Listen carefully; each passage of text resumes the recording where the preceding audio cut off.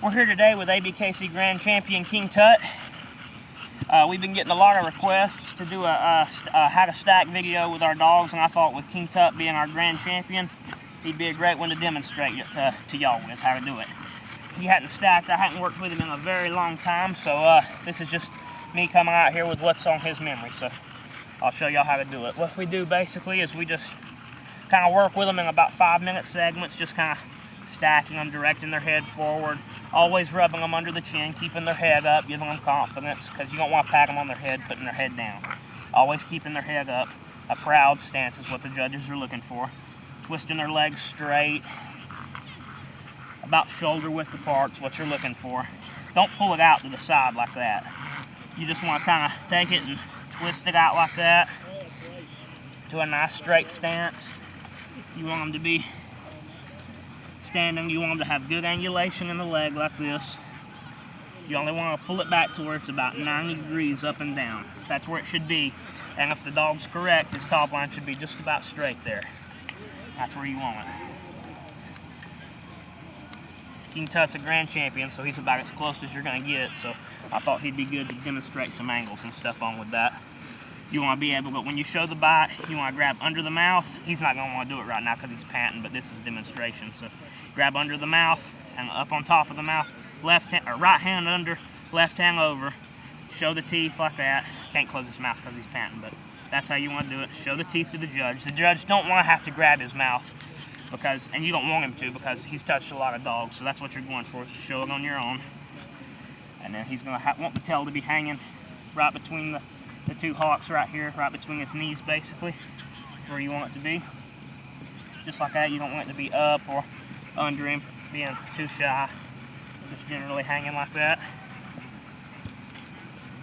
You just want a nice stance, calm, observing of his surroundings. You're just looking straight, head up. I've won shows because the judge said he had a prouder look. His head was up, he wasn't down like that. His head was up. So that's a key thing, is you want the head up. And again, you don't want to just keep working with the dog till you and him both get burnt out on it. You just want to do it in 5 to 10 minute segments, And again, when you just first start out, you're not going to be able to go as long. And you're probably going to move him out, and he's going to move it right back.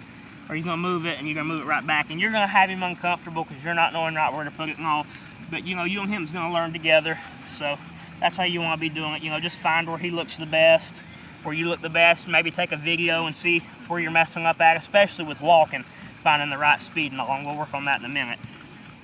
But walking's also called gaiting, if you've heard that term used before.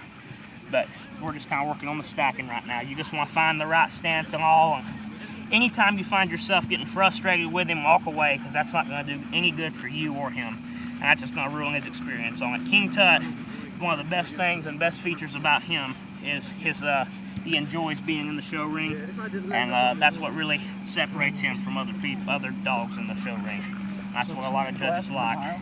So that kind of helps him out, and that's what will help your dog out too if you can kind of make this fun for him. So that's just kind of basically how stacking goes. You also want to have someone that doesn't know him kind of come up on him, feel around him, feel his head structure.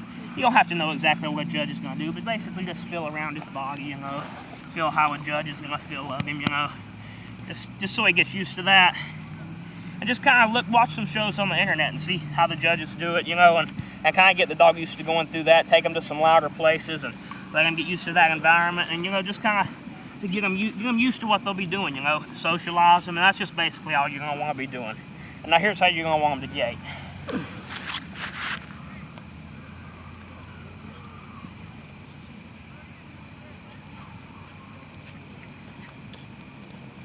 Stop. He should stop on command, just like that.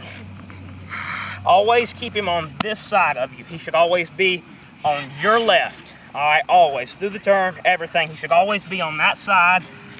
All right, and either way you turn, you should keep him on that side. Some people like to turn where the dog stays facing the judge. That's fine. I've always turned the other way, but the important thing is that he stays on this side. Y'all are facing this direction. You're on his right, he's on your left. That's where you want. All right, that's actually, in the standard. That's what you want to be doing. So you just do that, and that's just as far as That's what you're supposed to do. That's the only rule in the gait and how you're supposed to gag. And other than that, it's just about finding the right speed for him. Some dogs that reach, where they're taking steps like that, where they're not bending their leg up like that, they need to move slower. You know, other dogs need to move faster. It all depends on the dog, and you just need to watch some dogs, like watch King Tut move, watch Gatekeeper, watch Big Papa, dogs like that move, Joker. Watch them move in the ring and look at how they move and see how your dog's moving compared to them, and you might need to adjust the speed to get it to that level. And I'll show you how he does it from the side.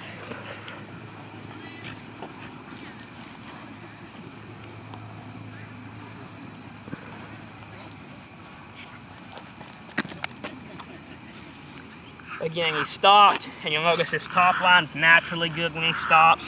His feet are in a naturally straight position when he stops.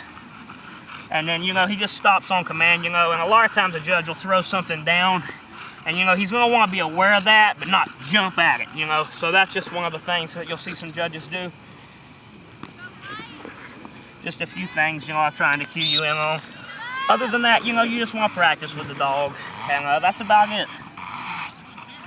That's pretty much just all you'll need to know for stacking. And one more thing that a lot of people do is if your dog has straight hocks, that's going to be a bad thing in the ring. If he's got bad angulation, that hurts you.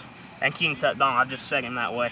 But if he's like that, you can do something called loading the hock, where you take him and you bend it up and set it down like that, and that'll create the illusion he has more.